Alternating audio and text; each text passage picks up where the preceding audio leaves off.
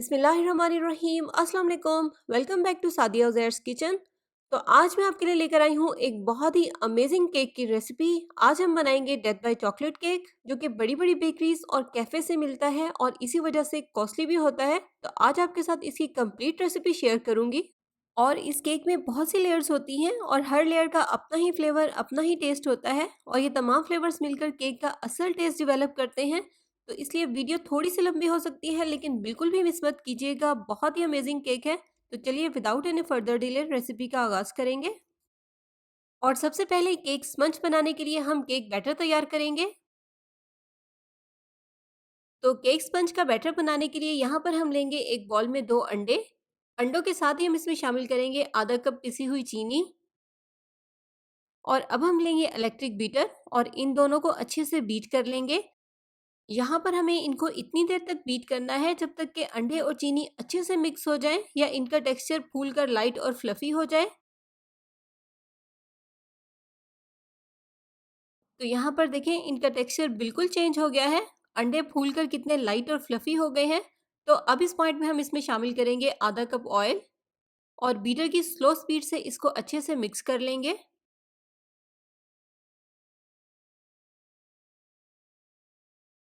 तो ऑयल को मिक्स करने के बाद अब हम इसमें शामिल करेंगे ड्राई इंग्रेडिएंट्स और इन्हें हम छानकर मिक्स करेंगे। तो यहाँ पर हम बॉल पे रखेंगे इस तरह से एक स्टेनर और इसमें डाल देंगे आधा कप मैदा। मैदे के साथ ही हम इसमें शामिल करेंगे 1/3 कप कोको पाउडर। मेजरिंग के लिए आप मेजरिंग कप्स का ही इस्तेमाल कीजिएगा। और इसी के साथ इसमें शामिल करेंगे 1 चाय का चम्मच बेकिंग पाउडर और चौथाई चाय का चम्मच नमक। तो अब हम इस ड्राई मिक्सचर को छानते हुए बैटर में थोड़ा थोड़ा करके ऐड करेंगे और साथ ही साथ इसको बीट भी करते जाएंगे।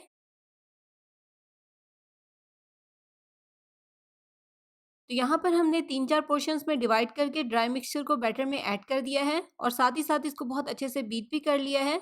तो अब यहाँ पर हमारा केक के लिए बैटर बिल्कुल रेडी है। एक बार रबर स्पैचुला से भी अच्छे से मिक्स कर लेंगे। और अब यहाँ पर हम लेंगे 7 इंच का एक round cake pan. Cake pan का बॉटम सेपरेट है, बेकिंग के दौरान केक लीक ना हो, तो इसलिए इसके नीचे और साइडों पर मैंने फॉइल पेपर लगा लिया है। और पैन को ग्रीस करने के लिए अब इसमें डालेंगे हम थोड़ा सा ऑयल और ब्रश की मदद से अच्छे से फैला देंगे। और ग्रीस करने के बाद इसमें लगाएंगे इस तरह से बटर पेपर और अब इसमें डाल देंगे केक बैटर। तो यहाँ पर केक स्पंज हमारा बेक होने के लिए बिल्कुल रेडी है और अब हम इसको प्री हीटेड ओवन में बेक करेंगे 180 सेल्सियस पर 20 मिनट के लिए। ओवन का टाइम और टेम्परेचर आप अपने ओवन की परफॉर्मेंस के मुताबिक कम या ज़्यादा भी कर सकते हैं। और सेकंड मेथड में आप इसको पतीले में भी बेक कर सकते हैं। और सेम उसी तरह जिस तरह मैं आपको अक्सर बताती हूँ, पतीले की बेस में नमक बिछा लें और नमक के ऊपर स्टील का एक स्टैंड, या स्टैंड नहीं है तो स्टील की प्लेट को भी उल्टा करके रख सकते हैं। पहले पतीले को 10 मिनट के लिए मीडियम फ्लेम पर प्रीहीट कर लें और 10 मिनट के बाद फ्लेम को हल्का कर दें और इसमें केक पैन रखें। बहुत हल्की आंच पर 15 से 20 मिनट के लिए केक को बेक कर लें। तो यहाँ पर हमारा केक बहुत अच्छे से बेक हो गया है। केक को ओवन में से या पतीले में से निकालने से पहले साफ नाइफ या वुडन स्टिक इंसर्ट करके ज़रूर चेक कर लें कि केक बेक हो गया है या नहीं। तो यहाँ पर अब हमारा केक बेक होने के बाद रूम टेम्परेचर पर है। रूम टेम्परेचर पर आने के बाद ही केक को बेकिंग पैन में से निकालें। तो अब हम केक की 2 लेयर्स में कटिंग करेंगे और कटिंग करने के लिए इस तरह से हम एक मजबूत धागे का इस्तेमाल करेंगे। जहाँ पर धागा होगा केक की वहीं से कटिंग हो जाएगी। तो इसलिए धागे को बहुत एहतियात के साथ जहाँ से केक काटना हो वहीं पे रखें। तो ये देखें, यहाँ पर हमने केक को 2 लेयर्स में काट लिया है।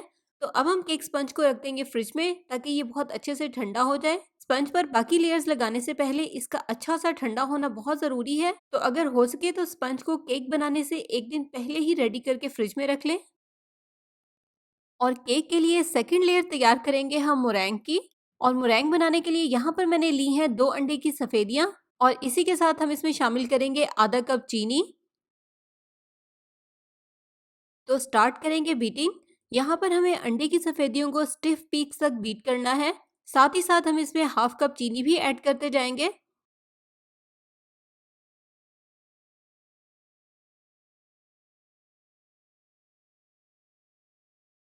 चीनी को हम इसमें थोड़ा थोड़ा करके शामिल करेंगे और साथ ही साथ इसको स्टिफ पीक्स तक बीट कर लेंगे।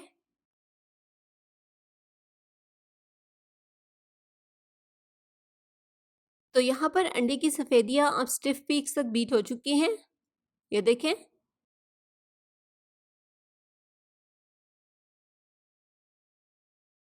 तो अब इसे बेक करने के लिए लेंगे यहाँ पर हम एक बेकिंग पैन, और जिस केक पैन में हमने केक को बेक किया था उसी केक पैन के साइज का यहाँ पर मैंने बटर पेपर का एक पीस भी काट लिया है। और अब ट्रे में लगाएंगे थोड़ा सा मुरैंग, ताकि बटर पेपर अच्छे से स्टिक हो जाए। यहाँ पर मुरैंग को मैंने एक पाइपिंग बैग में डाल लिया है, और मुरैंग को हम केक की शेप में ही या केक के साइज में ही बेक करेंगे। तो ये देखें, मुरैंग को हम केक के मुताबिक इस तरह से राउंड शेप दे देंगे, ऊपर से अच्छे से लेवल कर देंगे।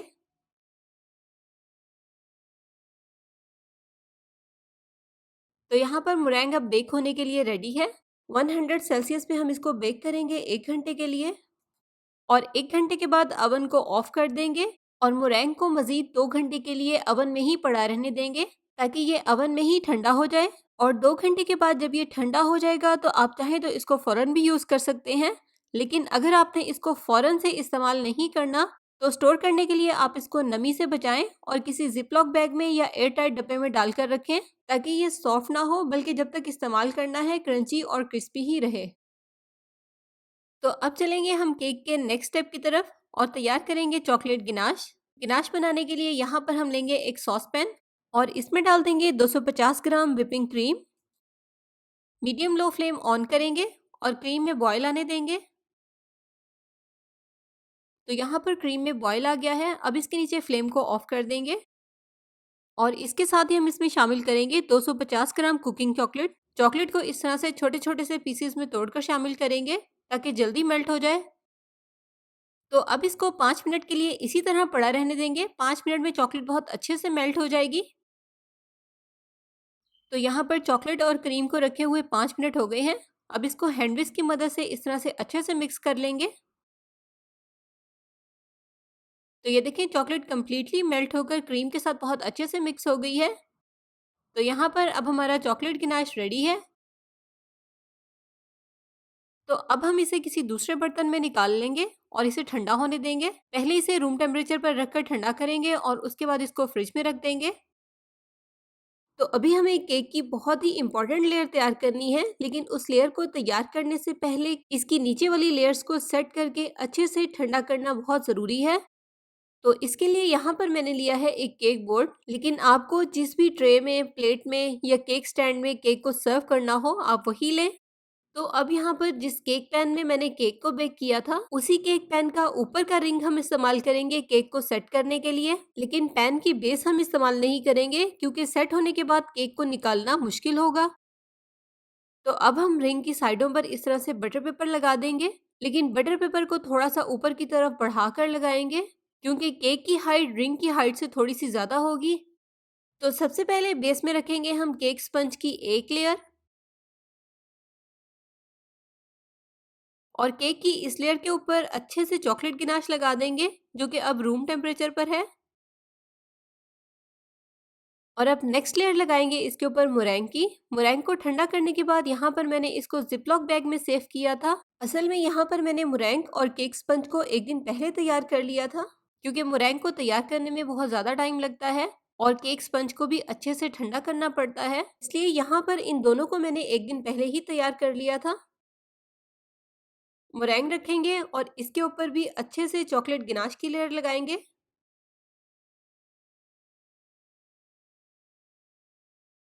गिनाश लगाने के बाद केक स्पंज की सेकंड लेयर अब इसके ऊपर रख देंगे, अच्छे से बैलेंस कर देंगे।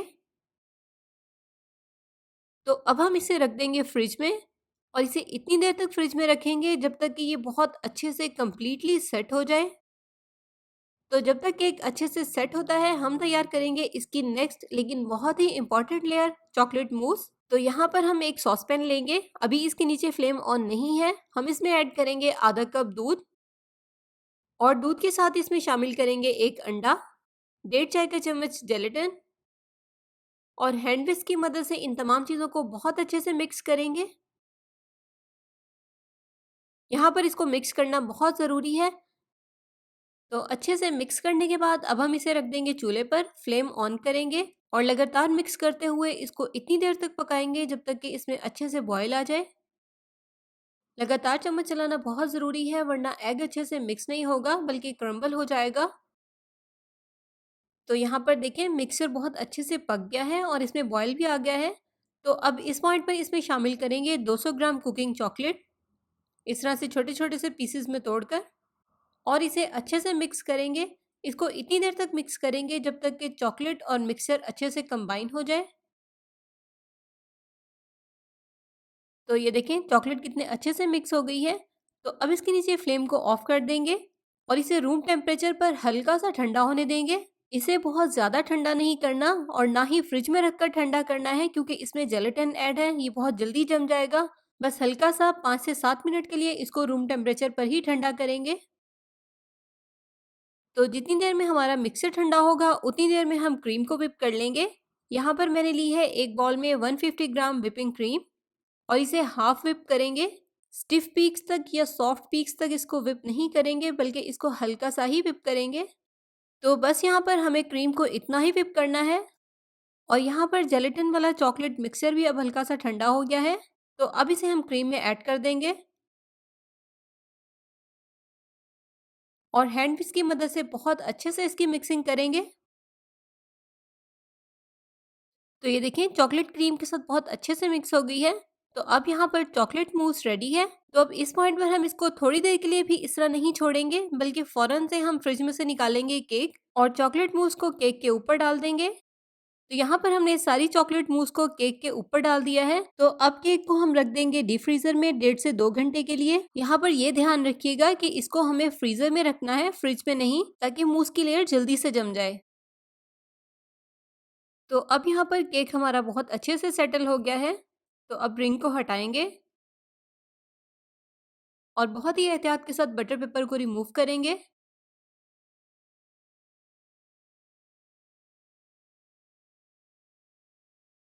अब केक को हम कवर करेंगे चॉकलेट गिनाश से।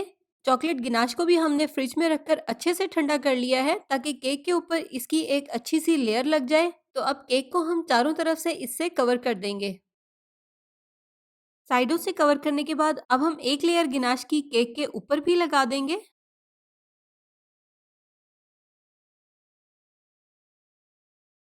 तो यहाँ पर हमने केक को ठंडी चॉकलेट गिनाश से कवर कर लिया है। तो अब अगर आपके पास टाइम है तो आधे घंटे के लिए केक को दोबारा से फ्रीजर में रख दें, ताकि चॉकलेट गिनाश भी अच्छे से सेटल हो जाए। और आधे घंटे के बाद बाकी बची हुई चॉकलेट गिनाश को हमने 10 से 15 सेकंड्स के लिए माइक्रोवेव में मेल्ट कर लिया है। ध्यान रहे कि इसको गर्म नहीं करना, बल्कि सिर्फ मेल्ट करना है। और इस मेल्टेड चॉकलेट गिनाश से हम सारे केक को अच्छे से कवर कर देंगे।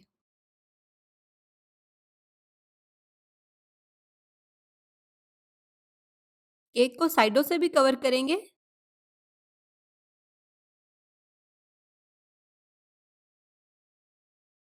तो यहाँ पर देखिए जैसे ही चॉकलेट गिनाश की फाइनल लेयर हमने इसके ऊपर लगाई है, केक के ऊपर कितनी अच्छी सी शाइन आ गई है।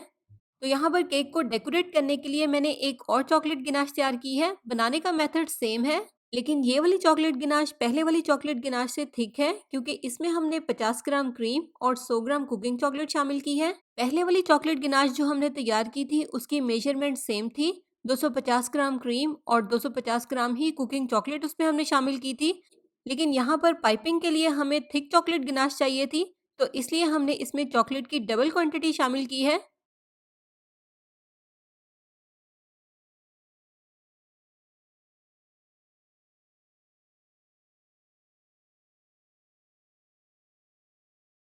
और अब केक को इसी स्टार नोजल से नीचे से भी डेकोरेट कर देंगे।